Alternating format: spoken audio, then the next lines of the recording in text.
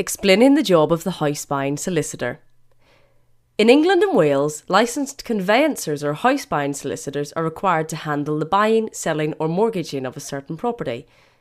These transactions all fall under the legal process of property management, which is conveyancing. If you're buying a home and you've already placed an offer on a property, your estate agent will then ask you for your conveyancer's details to pass on to the seller's conveyancing solicitor. It is therefore wise to establish contact with a professional before you start looking for a property to avoid having to make this important decision in a rush. During the conveyance, you as the buyer will be told what is happening. Conveyancers will tell you what you have to do next and be given a number of documents to sign and return, allowing the next stage to go ahead. It is important to respond to any requests promptly so that you do not delay the whole process. Most of the common problems of house buyers are simple paperwork tasks that were not accomplished in time, such as incomplete supporting documents, forms not properly filled in, late payments, and so on and so forth. When these problems happen, the intricate process grinds to a halt, and the repercussions are usually stressful, unpleasant, and even more expensive. Don't let this happen to you. Buying a home really entails a lot of grueling pen pushing, so it's important that buyers or sellers must work closely with their conveyancers. Here's a breakdown of what your conveyancing solicitor will be doing when you buy a home. 1. The conveyancing solicitor will obtain a purchase contract from the seller's solicitors with details of the property and its ownership. 2. He will sort out any pre-contract inquiries and obtain copies of any existing guarantees, planning consents, etc. 3.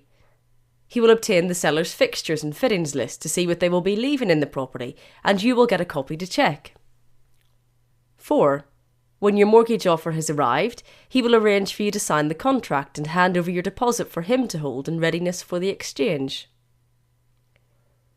5. When the mortgage conditions have been met and the sellers are ready to proceed, a completion date is agreed that suits everyone in the chain. Contracts can now be exchanged and the transfer deed effected. 6. Once this has been done, your conveyancing solicitor can call down the mortgage advance from your lender and send you a final completion statement. 7. On completion day, your conveyancer pays the required amount into your seller's solicitors in exchange for the title deeds.